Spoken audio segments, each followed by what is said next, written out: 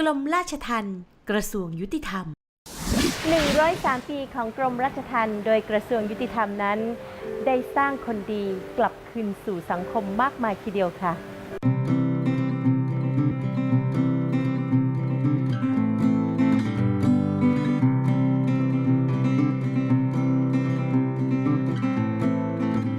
กรมราชทัณฑ์โดยกระทรวงยุติธรรมนั้นพยายามที่จะผลักดันคนดีคืนสู่สังคมนะคะวันนี้อิงก็เลยพาท่านผู้ชมมาอยู่ที่จังหวัดจันทบุรีค่ะที่นี่คือทัณฑสถานเปิดทุ่งเบญจาเป็นอีกหนึ่งสถานที่ที่กำลังเตรียมความพร้อมให้กับพี่ๆน้องๆคนไทยของเราอีกหลายๆคนนั้นกลับคืนสู่สังคมอย่างเป็นคนที่มีคุณภาพค่ะ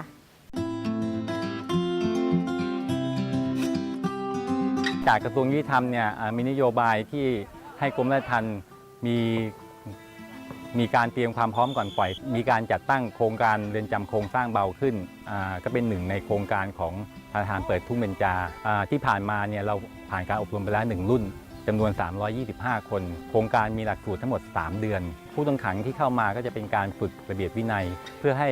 มีระเบียบวินัยให้มีความเข้มแข็งมีความพร้อมทางด้านร่างกายอีก6สัปดาห์หลังต่อมาเนี่ยก็จะแบ่งเป็นการฝึกวิชาชีพเร่งรัดแล้วก็อีก2สัปดาห์สุดท้ายจะเป็นการให้เข้าร่วมกับสังคมให้มีส่วนร่วมกับชุมชนให้ครอบครัวเข้ามาใกล้ชิดเพื่อเป็นการเตรียมความพร้อมผู้ต้องขังก่อนปล่อยถือว่าเป็นหลักสูตรที่เร่งรัดหลักสูตรหนึ่งของกรมราชทัณฑ์และกระทรวงยุติธรรมผู้ต้องขังจะต้องเป็นผู้ต้องขังกระทำความผิดครั้งแรกมีโทษจำคุกไม่เกิน7 ปีถ้าเป็นคดียาเสพติดต้องไม่มียาบ้าต้องไม่เกิน 1,000 เม็ดเวลาผู้ต้องขังว่างจากการฝึกวิชาชีพก็จะมาออกกำลังกายโดยการสันทนาการเตะฟุตบอลครับเปตองก็เป็นกีฬาประเภทหนึ่งซึ่งเรือนจำเราเปิดให้ผู้ต้องขังได้ใช้เวลาว่างในการออกกำลังกายครับสัญญาณระฆังที่ดังนี้เป็นสัญญาณในการเรียกเช็คยอดผู้ต้องขังนะครับซึ่งเป็นปกติที่เรือนจำทุกแห่งจะต้องมีการเช็คยอดผู้ต้องขังอย่างน้อยวันละ5 ครั้งในการเช็คยอดผู้ต้องขังของเราจะเคาะระฆังเป็นรหัสก็คือกำหนดเวลา 16 นาฬิกาก็จะเคาะ 16 ครั้งครับ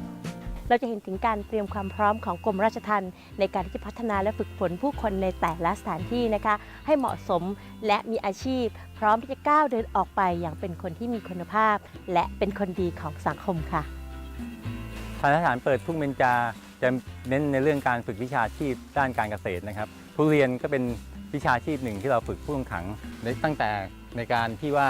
จะต้องเกลี่ยดินเพื่อจะให้ปุ๋ยและทำการโยงทุเรียนเป็นเพราะว่าทุเรียนจะมีน้ำหนักมากทหารเปิดทุ่งเบญจาเปิดโอกาสให้ผู้ต้องขังใช้ชีวิตคู่ในการที่ให้สามีภรรยามาอยู่ร่วมกันกำหนดเวลาตั้งแต่เที่ยงวันถึงเที่ยงวันอีก1 วัน24 ชั่วโมงผู้ต้องขังที่จะเข้าเกณฑ์ใช้ชีวิตคู่ได้จะต้องเป็นผู้ต้องขังที่มาอยู่เรือนจำแล้ว3 เดือนแล้วก็มีความประพฤติดีครับหลังจากที่ออกจากการใช้ชีวิตคู่แล้วหรือผู้ต้องขังที่เยี่ยมญาติใกล้ชิดทางเรือนจำเราจะทำการสุ่มตรวจปัสสาวะทุกราย